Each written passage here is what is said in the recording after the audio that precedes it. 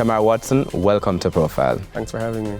It's a beautiful story that you have, and one of the reasons that you're here, but also a very vulnerable story, as you were sharing earlier when we were talking. So, really grounded in a feature done by the Jamaica Observer entitled Delayed But Not Denied, where you're outlining and you outline some of your academic and health challenges as a consequence of illness and vision loss. First of all, explain what actually happened, what the story is about. So, if I can sum up the story just to start off, I found out in 2018 while I was in Tobago on a mission trip for church that I had ulcerative colitis. So, it's inflammation in the stomach. After coming back to Jamaica, I was told to do some tests, and it was confirmed. Basically, when I was in Tobago, I was supposed to leave 2 days after, and the doctor basically said the symptoms are like ulcerative colitis, but I should do a check when I go home, or I'd have to stay longer in Tobago. So I went home, did the test, found out I had ulcerative colitis. It was progressing fast, and I started medication. A couple years after that, the inflammation moved to my eyes. I would have had vision issues prior to that because I wear glasses, so I am nearsighted, but it was never that serious. Wearing glasses would have normally solved the issues. But I started realizing floaters, so some little black spots just floating around. I went to a couple optometrists and ophthalmologists. Some of them said, no, man, it will go away. It's good. It's nothing serious. You said it would go away? Yeah, it will go away. It's nothing serious. After a few months, I realized that I was seeing in one eye more than the other. Ended up finding out after traveling to New York to do some more tests, finding out that I had retinal detachment in the left eye, so the vision was completely lost in the left eye. Wow, yes. In all this time, I was seeing mostly shadows and colors, or just, I was hearing voices. So that's how I would pick up who was talking to me. So like I'd be at church and people like, they play a game like, guess who this is? I mean, it was okay. I mean, I was depressed, but I think stuff like that kind of helped me to just go through the whole situation. So I was seeing shadows. People were asking me why I don't get a cane so you can walk around. I had to hold on to people's like shoulders to walk around. Everybody was saying, get a cane, man, it will help you. But I felt like that was me accepting that this was the end. I felt like it was just saying, okay, this is where it ends. So I told myself I didn't want to get a cane. I was continuing to go to the doctor's office. My doctor, Dr. Shemar in Jamaica, I went basically every week. Normally when you go to see an ophthalmologist, they say, oh, come back in 6 months. I was there every week. To the point where she said, you don't have to pay, just come, because you're just checking to see if there's any improvement. Most weeks there wouldn't be any improvement, but I'd still go back. Fast forward to us finding out that the cause of the inflammation in my eyes wasn't the uveitis.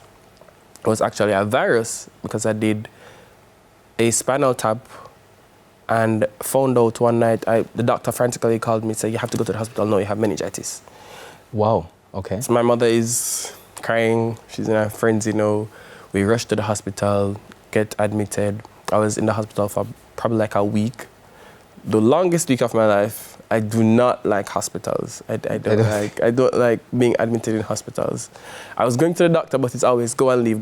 But I was admitted, and then they found out that the virus was there, and my aunt and my other family members decided that I was going to go abroad to seek treatment.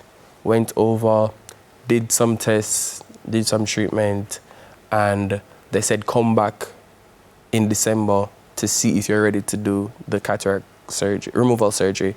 Came back December of 2023, did the removal, and then I could see, but only one eye, because the retinal detachment is irreversible because it took too long to realize. And this is in your right eye? So I see in the right eye, the retinal detachment is in the left eye. Is in the left eye? Yeah, I don't see at all. Now you're saying all of this, I mean, for the purpose of sharing it on Profile, but how are you said you're depressed, how are you dealing with all of this? I could not have done it without the support from my friends and my family, especially my mother and my brother. I think it brought us closer together, actually. So my brother and I, we grew up close, but I think through all of this, that's when I realized how much he cared, my closest brother, realized how much he cared about me. My mother was just there through everything. every doctor's appointment. She did not even understand some of the stuff that we're saying, but we're just always there. I remember one time we were at UA, I was doing a test, and I did a colonoscopy, and we were in the doctor's office reading the notes off the doctor's computer while he was outside. I started to Google, my mommy started Googling, oh, what is all this? They were, WebMD was like, oh, this seems like cancer. My mother we just started. You think you have cancer when you walk? We just started to cry in the office, and he was like, oh no, it's good, this. Yeah, but she was just always there. So I appreciate her and just my family, my church family, because I got to Shorted Seventh Adventist Church.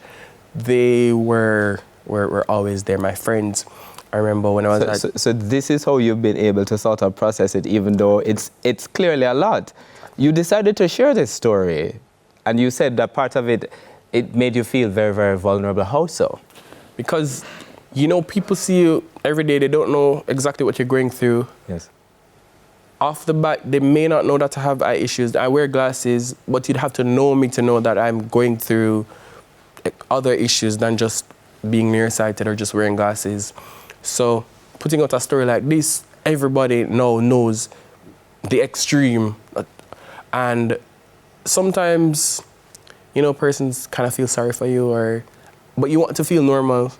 So my friends at work or at church or wherever, we always run jokes. Like, my eyesight is a joke in whatever space I'm in. And I think that kind of helps me, especially since I can see now. And some people always say, oh, you only see out of one. But I'm like, yeah, seeing out of one is better than none. Because I've been there and I know what it's like to not see out of any of my eyes. So seeing out of one it's a miracle for me. So that is the part of the story. That's just a part of the story. Right. What contextualizes the story, and because of the nature of the story, we've had to start here. But in our next segment, we'll talk a little bit about what led to all of this and what your life was shaping up to be in terms of just your entire trajectory. But we have to take our first break on Profile. My guest is media practitioner Shemar Watson. We're back with you after these messages.